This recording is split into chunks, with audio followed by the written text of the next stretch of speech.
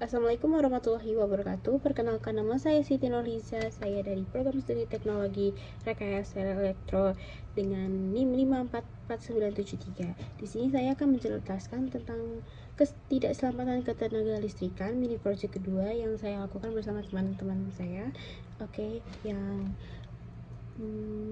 Berdasarkan hasil pengamatan yang kami temukan, kita menemukan 3 kejadian yang dapat membahayakan ketenaga listrikan. Yang pertama, kita menemukan kejadian tiang listrik miring di suatu sawah gitu. Terus yang kedua, kita menemukan stop kontak yang meledak di asrama UGM.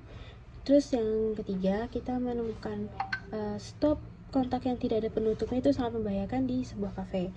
Oke, yang pertama saya akan menjelaskan tentang tiang miring. Pertama kita masuk ke kronologinya. Jadi kronologinya, tiang listrik yang ditanam pada tempat yang tidak seharusnya akan bekerja tidak maksimal baik secara fungsi dan umurnya.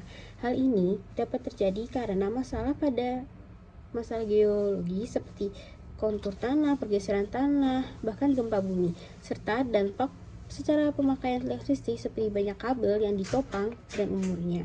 Pada tiang listrik yang kita amati, tiang listrik yang memiliki tingkat miringan yang besar untuk sebuah bangunan sipil yakni 75 derajat. Saya menemukan ini tempatnya di Jalan Sukun, Kardirojo 2, Purwomartani, Kecamatan Kalasan, Kabupaten Sleman, Daerah Istimewa Yogyakarta. Akibatnya dari kejadian ini, sebuah bangunan sipil yang dibangun dalam kondisi miring, lama-kelamaan kemiringannya akan bertambah, bahkan dapat jatuh karena beban yang diterima oleh tiang listrik akan lebih tinggi daripada saat dibangun dengan tegak 90 derajat.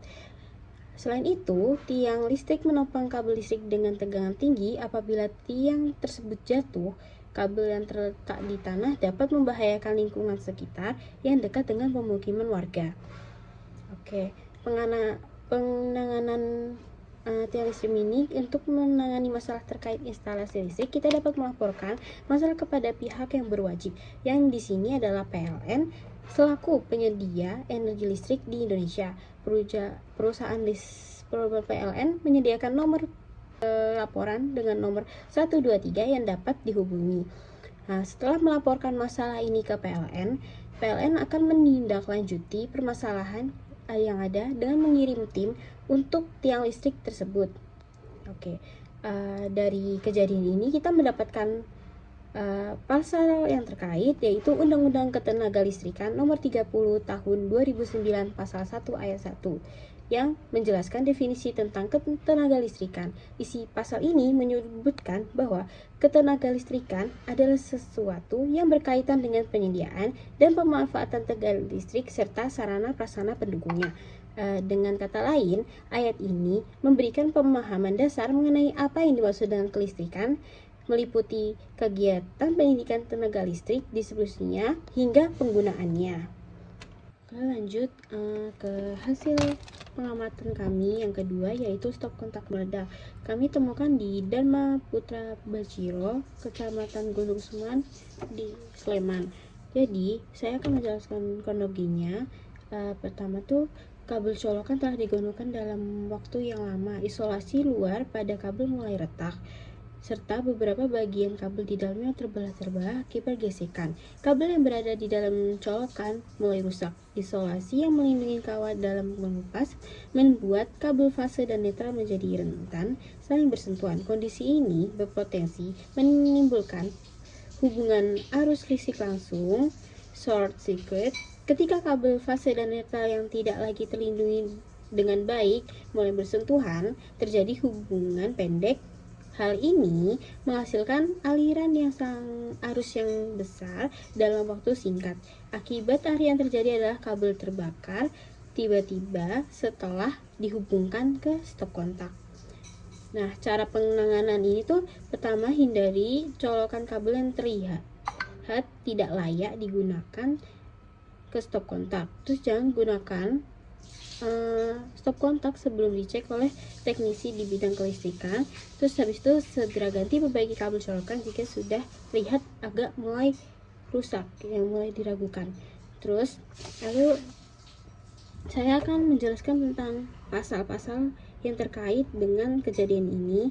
Jadi pasalnya yaitu Permenperin nomor 84 MIDN per 10/2014 yang mengatur tentang standar nasional Indonesia untuk produk-produk elektronika dan kelistrikan, termasuk perangkat seperti stop kontak. Jika stop kontak meledak akibat kurang perawatan, hal ini berkaitan dengan kegagalan mematuhi standar kualitas dan keamanan yang diatur dalam peraturan ini. Ketidakselamatan ketenaga listrikan seperti stop kontak meledak menunjukkan bahwa produk atau penggunaannya mungkin tidak sesuai dengan SNI.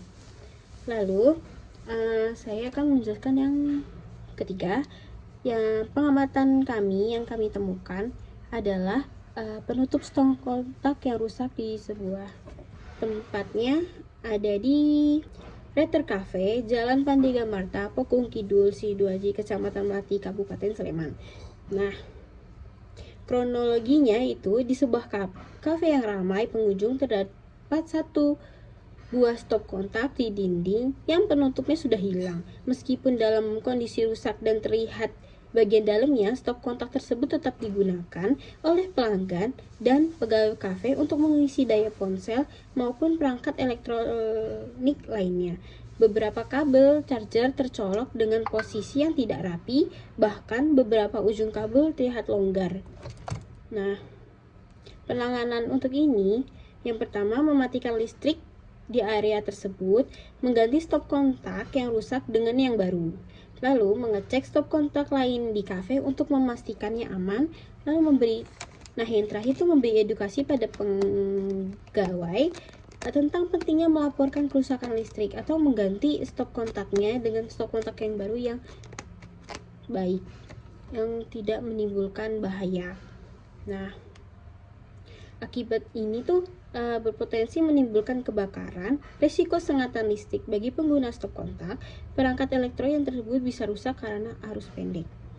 Nah, berdasarkan hasil yang kami temukan, kejadian ini pasalnya terikat. Peraturan yang relevan dalam konteks ini adalah PUIL 2011, khususnya pasal 553.1.201. Pasal ini menyatakan setiap stop kontak untuk keperluan rumah tangga dan keperluan sejenisnya harus berpenutup, dan untuk instalasi AC sebaiknya berjenis yang mematuhi BS 1363.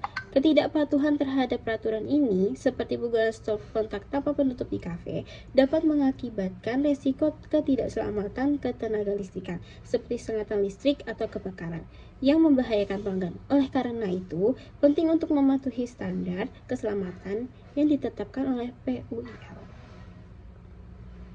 Oke. Nah, sekian penjelasan dari saya. Kurang lebihnya mohon maaf. Wassalamualaikum warahmatullahi wabarakatuh.